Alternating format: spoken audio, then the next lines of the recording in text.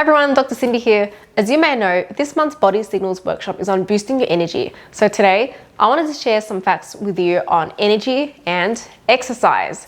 Did you know that a simple 10 to 15 minute walk can be all it takes to help you feel more energized? That's right. The key to boosting your energy is staying active, because the studies have shown that even moderate exercise that gets your blood pumping and that oxygen flowing can increase your energy levels. But that's not all though. Moderate exercise does more than just help train your heart to work more efficiently. Keeping active also promotes the release of endorphins in your body, and endorphins are the hormones that make you feel happier overall and can even help you sleep better.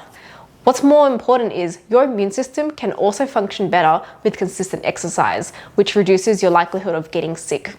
Now, if you combine all of that with chiropractic care, you may well be on your way to staying healthy and energized all year long. So make a plan and start by picking out perhaps just 3 days a week to take a 10 to 15 minute short walk.